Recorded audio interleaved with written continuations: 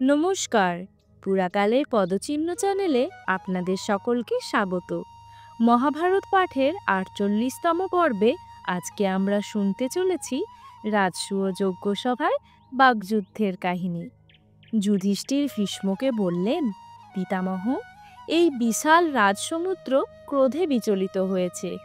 যাতে যজ্ঞের বিঘ্ন না হয় এবং আমাদের মঙ্গল হয় তা বলুন। ভীষ্ম বললেন, ভয় পেও না।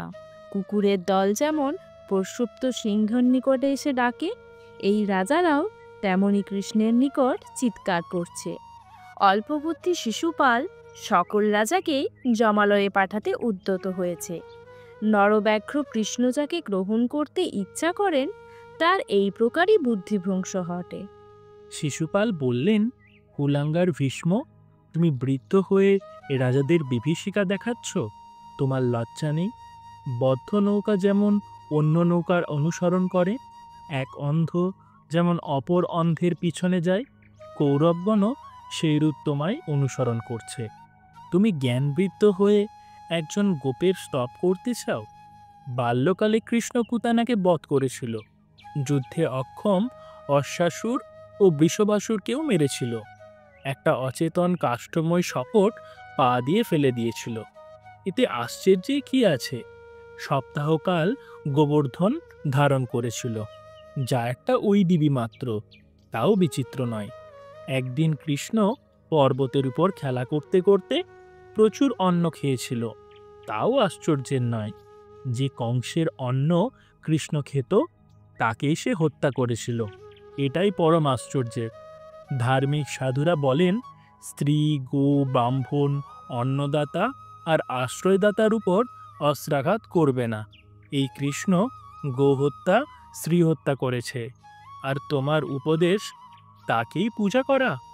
তুমি বলেছ কৃষ্ণ বুদ্ধিমানদের মধ্যে শ্রেষ্ঠ, কৃষ্ণ জগতের প্রভু। কৃষ্ণও তাই ভাবে।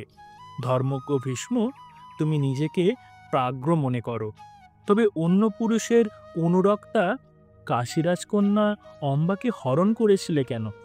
তুমি প্রজ্ঞা, তাই তোমারই সম্মুখে অন্য একজন তোমার ভাতৃজায়াদের গর্ভে সন্তান উৎপাদন করেছিল। তোমার কোনো ধর্ম আছে বলে আমার মনে হয় না। তোমার ব্রহ্মচর্যও মিথ্যা। মোহবশে আর ক্লীবত্বের জন্যই তুমি ব্রহ্মচারী হয়েছ। নিঃসন্তানের যজ্ঞ, দান, উপবাস সবই ব্যর্থ। একটা প্রাচীন উপাখ্যান আছে, শোনো তবে। এক বৃদ্ধ হংস সমুদ্র তীরে বাস করত। সে মুখে ধর্মকথা বলতো, কিন্তু তার স্বভাব ছিল অন্যবিধ। সেই সত্যবাদী হংস সর্বদা বলতো, ধর্মচারণ করো, অধর্ম করো না। জলচর পক্ষীরা সমুদ্র থেকে খাদ্য সংগ্রহ করে তাকে এনে দিত, আর তার কাছে নিজেদের ডিম রেখে চড়তে যেত। সেই পাপী হংস সুবিধা পেলেই ডিমগুলি নিজেই খেয়ে ফেলত।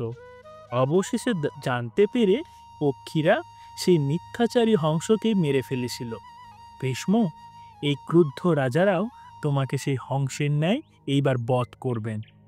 তারপর শিশুপাল বললেন, মহাবল রাজা জরাসন্ধ আমার অতিশয় সম্মানের পাত্র ছিলেন। তিনি কৃষ্ণকে দাস হিসেবে গণ্য করতেন, তাই তার সঙ্গে যুদ্ধ করেননি।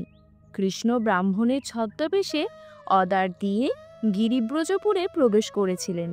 ব্রাহ্মণ ভক্ত জরাসন্ধ কৃষ্ণ আর ভীমার্জুনকে পাদ্য অর্ঘ্যাদি দিয়েছিলেন, কিন্তু কৃষ্ণ তা নেয়নি।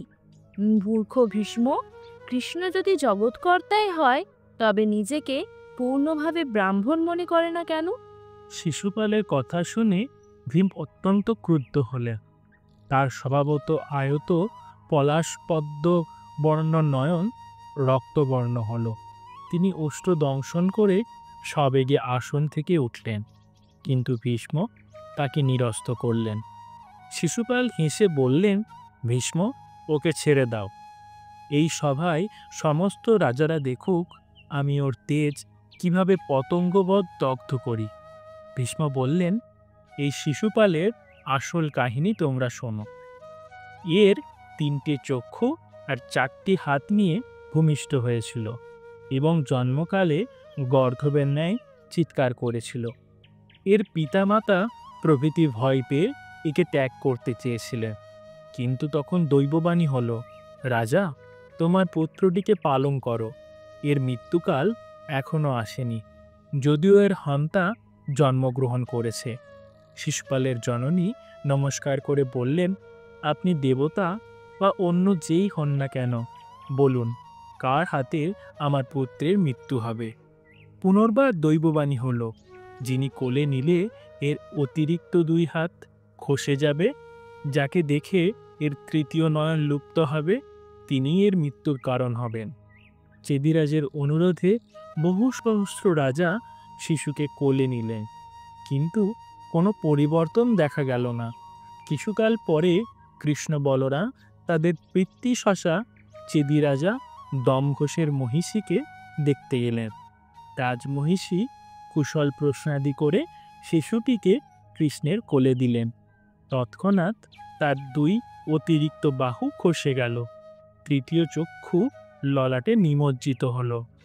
মহিষী বললেন, কৃষ্ণ, আমি ভয়ার্ত হয়েছি, তুমি বর দাও যে শিশুপালের অপরাধ তুমি ক্ষমা করবে। কৃষ্ণ উত্তর দিলেন, দেবী, ভয় নিন, আমি এর 100 অপরাধ ক্ষমা করব। ভীম, এই মন্দমতি শিশুপাল গোবিন্দের বরেই দর্পিত হয়ে তোমাকে যুদ্ধে আহ্বান করছে। এই বুদ্ধি এর নিজের নয়, জগৎস্বামী শ্রীকৃষ্ণের প্রেরণাতেই এমন করছে। শিশুপাল করলেন, ভীষ্ম, যদি স্তব করেই আনন্দ পাও, তবে বাল্মীকরাজ, মহাবীর কর্ণ, অশ্বত্থামা, দ্রোণ, জয়দ্রথ, কৃপ, ভীষ্মক, শল্য প্রভৃতি স্তব করো না কেন? হিমালয়ের পরপারে কুলিঙ্গ পক্ষিণী থাকে, সে সতত এই শব্দই বলে, মা সাহসম, সাহস করো না, অথচ সে নিজে সিংহের দাঁতের ফাঁক থেকে মাংস খায়। সে জানে না যে সিংহের ইচ্ছাতেই সে বেঁচে আছে। তুমিও সেই রূপ, এই ভূপতিদের ইচ্ছায় বেঁচে আছো। ভীষ্ম বললেন, চেদিরাজ, যাদের ইচ্ছায় আমি বেঁচে আছি সেই রাজাদের আমি তৃণতুল্য জ্ঞান করি। ভীষ্মের কথায় হেসে উঠলেন শিশুপাল। কেউ অন্য রাজারাও হাসলেন, কেউ বললেন, একে পুড়িয়ে মারো। ভীষ্ম বললেন, উক্তি আর প্রত্যুক্তিতে বিবাদের শেষ হবে না। আমি তোমাদের মাথায় এই পা রাখছি। যে গোবিন্দকে আমরা পূজা করেছি তিনি এখানেই রয়েছেন। মারবার জন্য যে ব্যস্ত হয়েছে সে চক্র গদাধারী কৃষ্ণকে যুদ্ধে আহ্বান করুক। আজকের মতো মহাভারত পাঠের পর্ব এখানেই সমাপ্ত হলো। আগামী দিন আপনারা শুনতে পাবেন মহাভারতের এক নতুন কাহিনী। নমস্কার।